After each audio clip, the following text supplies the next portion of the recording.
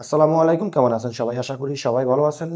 আমরা যারা প্রবাসে থাকি, প্রবাসে থেকে বাংলাদেশে ফেব্রুয়ারিতে ভোট, জাতীয় সংসদ নির্বাচনের যে ভোট, এই ভোটটা কিভাবে দিতে পারবো, কিভাবে রেজিস্ট্রেশন করতে পারবো এবং রেজিস্ট্রেশন করার জন্য কোন, কোন দেশের জন্য কোন তারিখ থেকে কত তারিখ পর্যন্ত মেয়াদ আছে, এই বিষয়গুলো আজকের এই ভিডিও থেকে জেনে নিতে পারবেন। আশা করি ভিডিওটা শেষ পর্যন্ত দেখবেন। চ্যানেলটি সাবস্ক্রাইব করে রাখবেন। ভিডিওটা অবশ্যই শেয়ার করে দিবেন যেন সকলে জানতে পারে। আমি স্টেপ বাই স্টেপ দেখাবো। আপনারা একটু ধৈর্য সহকারে ভিডিওটা দেখবেন। আমি আপনাদেরকে দেখানোর জন্য আমি প্রথমে স্ক্রিনে নিয়ে যাবো আমি আপনাদেরকে।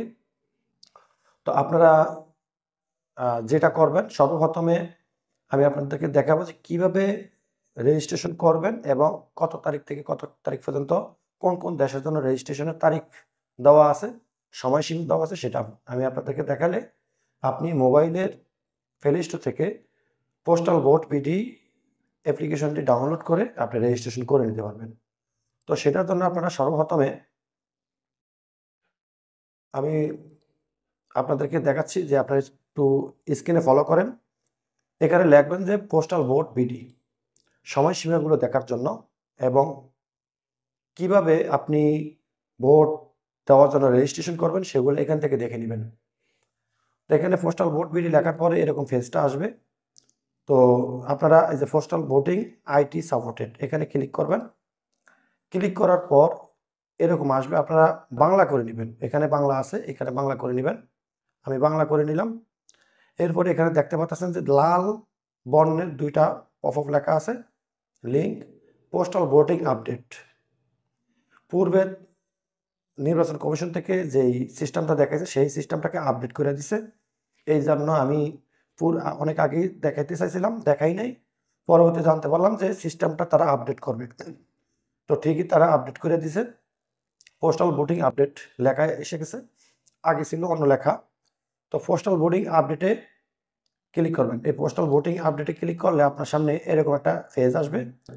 এখান থেকে আপনারা যেটা করবেন সর্বপ্রথমে আপনাদেরকে দেখাবো যে নিবন্ধনের সময়সীমাগুলো, আপনি যে দেশে থাকেন বিদেশে, ওই দেশের কত তারিখ থেকে কত তারিখ পর্যন্ত নিবন্ধন করার মেয়াদ আছে সেটা আপনারা এই নিবন্ধনের সময়সীমা থেকে ক্লিক করবেন। এখানে ক্লিক করবেন। এখানে ক্লিক করার পর এখানে দেখেন নিবন্ধন চলছে 143টি দেশ, মোট 143টি দেশে নিবন্ধন চলছে প্রবাসীদের ভোট দেওয়ার জন্য, প্রক্রিয়া চলছে। এখান থেকে আপনারা নিচে একটু একটু করে আপনি কোন দেশে থাকেন, Afghanistan, Albania, Algeria, Angola, Argentina, এই আর্মেনিয়া, এই দেশগুলো আপনারা দেখে নেবেন আপনার কোন দেশ, আপনি কোন দেশে বসবাস করেন। তো আমি যদি এখান থেকে সৌদি আরব বা এই আরব কান্ট্রিগুলো দেখতে চাই, বা আপনারা যারা ইউরোপে থাকেন ইউরোপ কান্ট্রিগুলো এখানে আলাদা সেক্টর করে দিছে তারা, ভিন্ন ভিন্ন করে দিছে। তো এগুলো সব মানে অন্য কান্ট্রি। তো এগুলো দেখেন। এরপরে আমি যদি আরব কান্ট্রিতে যাই, আমি একদম নিচে যাব, আপনারা এইভাবে যাইবেন, আপনার দেশ সিলেক্ট করবেন এখানে।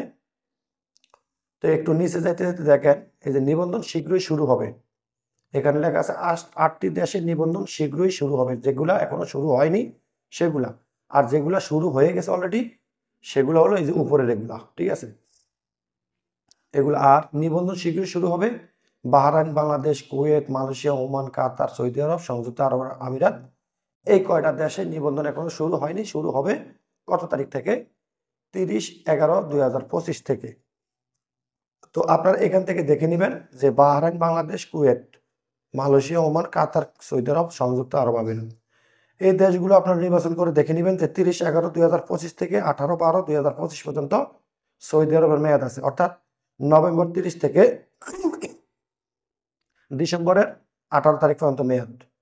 এইভাবে এই ইগুলো সময়সীমাগুলো দেখে নেবেন। এবার আসি আপনি ভোট দেওয়ার জন্য রেজিস্ট্রেশন কিভাবে করবেন। তো ভোট দেওয়ার জন্য রেজিস্ট্রেশন করার জন্য আমি একটু ব্যাগে যাই। তো আমি আরেকটু ব্যাগে যাই। এখানে দেখেন পোস্টাল ভোটিং আইটি সাপোর্টেড, এখানে প্রথম এই অপশনে ক্লিক করবেন। ক্লিক করার পর এখানে দেখেন মোবাইল অ্যাপের মাধ্যমে পোস্টাল ভোটিংয়ে নিবন্ধন নির্দেশিকা, মোবাইল অ্যাপের মাধ্যমে পোস্টাল ভোটিংয়ে নিবন্ধনের ঠিকানা নমুনা। আমি যদি প্রথমে এখানে যাই, এখানে গেলে আমাকে যে জিনিসটা দেখাবে, ত্রয়োদশ জাতীয় সংসদ নির্বাচন পোস্টাল ভোটিং আইডি সাপোর্টেড। এখানে একটু নিচে গেলে দেখবেন এই যে এই অপশনগুলো আছে, আপনারা এগুলো ভালো করে পড়ে নেবেন। এখানে কি কি নির্দেশনা দেওয়া আছে, মোবাইল অ্যাপস ডাউনলোড করুন, ভাষা নির্বাচন করুন বাংলা অথবা ইংলিশ। এরপর আছে নির্দেশনা, এখানে কিছু টার্মস অ্যান্ড কন্ডিশন দেওয়া আছে, কি কি করতে হবে, কি কি করা যাবে না। এরপরে আছে সাধারণ সাইবার নিরাপত্তা সচেতনতা। এবার আছে সহায়তা, এগুলো আপনার সহযোগিতার জন্য। এরপর আসেন নিচে আপনি কিভাবে নিবন্ধন করবেন। মোবাইল অ্যাপস ডাউনলোড করুন, পোস্টাল ভোট ভিডি, মোবাইল অ্যাপস ডাউনলোড করে নেবেন। এরপরে আপনার 2 নম্বরে যাবেন। 2 নম্বর, এটা 1 নম্বর ক্লিক করলে আপনাকে 2 নম্বরে নিয়ে যাবে। এখানে দেশ নির্বাচন করুন, আপনি কোন দেশে থাকেন সেই দেশটা আপনি নির্বাচন করবেন। নির্বাচন করার পর আপনার কাছে মোবাইল নাম্বার চাইবে, আপনার ওই দেশের মোবাইল নাম্বার চাইবে। মোবাইল নাম্বার দেওয়ার পর আপনার মোবাইলে ওটিপি কোড আসবে, সাবমিট করার পর মোবাইল নাম্বারে যে ওটিপি কোডটা আসবে সেই ওটিপি কোডটা এখানে বসিয়ে দিবেন 3 নম্বর অপশন। এরপরে আপনি 3 নম্বর অপশনে বসিয়ে দেওয়ার পর আপনি আপনার অ্যাকাউন্ট লগ ইন করবেন। এখানে লেখা আছে আমাদের সেবা উপভোগ করতে লগ ইন করুন, নতুন ইউজার হলে রেজিস্ট্রেশন করুন। এখানে আপনাকে বলা হয়েছে যে আপনি দেশ নির্বাচন করুন এবং পাসওয়ার্ড দিন। এখানে আপনি লগ ইন করতে পারবেন এবং নতুন আইডি খুলতে পারবেন। তো নতুন আইডি খোলার পর বা লগ ইন করার পর আপনাকে নিয়ে যাবে 5 নম্বর অপশনে, নিবন্ধনের জন্য জাতীয় পরিচয়পত্রের ছবি তুলুন। জাতীয় পরিচয়পত্রের ছবিটা আপনি একদম স্পষ্টভাবে ছবিটা তুলতে হবে লাইটিং দিয়ে, যেন ছবিটা আপনার স্পষ্টভাবে নেওয়া হয় বা নিতে পারে, সেটা আপনার মোবাইলের ক্যামেরায় নেবে। নেওয়ার পর আপনাকে নিয়ে যাবে 6 নম্বর অপশনে। 6 নম্বর অপশনে নিয়ে যাওয়ার পর আপনার কাছ থেকে দেখেন এখানে লেখা আছে সজীবতা পরীক্ষা। তো লাইভ লাইন্স চেক, অর্থাৎ মোবাইলের ক্যামেরায় আপনার সামনের ক্যামেরায় আপনার ছবি তোলার জন্য প্রস্তুত হবে। এরপর আপনি ছবিটা মাথাটাকে ডাইনে বামে করবেন, আপনার যাতে সাইডগুলো ওঠে, মুখের ফেজের সাইডগুলো ওঠে। ওঠার পর তারপরে আপনার একটা সেলফি তুলবে, আপনার একটা সেলফি তুলবে। সেলফি তোলার সময় অবশ্যই আপনার টুপি, মাস্ক এগুলা রাখা যাবে না, চশমা এগুলা রাখা যাবে না, এগুলা খুলে নেবেন। খুলে নেওয়ার পর আপনি সেলফি তুলবেন। সেলফি তোলার পর সেলফিটা তোলার কমপ্লিট হলে আপনাকে নিয়ে যাবে 8 নম্বর অপশনে। আপনার 8 নম্বর অপশন লেখা আছে আপনার পাসপোর্টের তথ্য দিবেন। পাসপোর্টের তথ্যটা কিভাবে দিবেন, পাসপোর্টের তথ্য ভুল দিলে কিন্তু সমস্যা হবে। নিবন্ধন যদি করতে গিয়ে আপনি ভুল হয় তাহলে কিন্তু আপনার রেজিস্ট্রেশনটা বা আইডিটা বন্ধ হয়ে যাবে। তো সেই ক্ষেত্রে আপনাকে সতর্কতার সাথে পাসপোর্টের নাম্বার, আইডি কার্ডের ছবি, নিজের ছবি এগুলো সতর্কভাবে দিতে হবে। আপনাকে কিন্তু সময় দিবে। তো 8 নম্বর অপশনে পাসপোর্টের তথ্যটা যেভাবে দিবেন, আপনার পাসপোর্টে লেখা আছে রুবেল হোসেন, প্রথমে রুবেল তারপরে হোসেন, এটাই তো। তো আপনার পাসপোর্টে যদি রুবেল হোসেন লেখা থাকে তাহলে আপনি এখানে লিখবেন, প্রথমে লিখবেন হোসেন, তারপরে লিখবেন রুবেল, অর্থাৎ আপনার পরের নামটা এখানে প্রথমে লিখবেন আর আপনার প্রথমের নামটা এখানে পরের সিরিয়ালে লিখবেন। আমি আবার বলি, রুবেল হোসেন, হোসেন লিখবেন প্রথমে, রুবেল লিখবেন পরে, এরপরে পাসপোর্টের নাম্বারটা দিয়ে দিবেন। তারপর আরও কিছু এই আসতে পারে, যেমন আপনার পাসপোর্টের এক্সপায়ার ডেট সেগুলো আসতে পারে, সেগুলো দিয়ে দিবেন। প্রথমে তারা যেই এই সিস্টেমটা দিয়েছিল সেখানে কিন্তু যেমন পাসপোর্টের নাম্বার, নাম, জন্ম তারিখ, পাসপোর্টের এক্সপায়ার ডেট এগুলা দেওয়া লাগতো, এটার মধ্যে কিন্তু সেগুলা লাগে না। তো এরপরে এখান থেকে আপনি সাবমিট করলে আপনাকে নিয়ে যাবে 9 নাম্বার অপশনে। 9 নাম্বার অপশনে যাওয়ার পর ব্যালট প্রাপ্তির ঠিকানা, এখানে আপনি কি দিবেন, এই ঠিকানায় ব্যালট পাঠানো হবে, লেখা আছে এই ঠিকানায় ব্যালট পাঠানো হবে।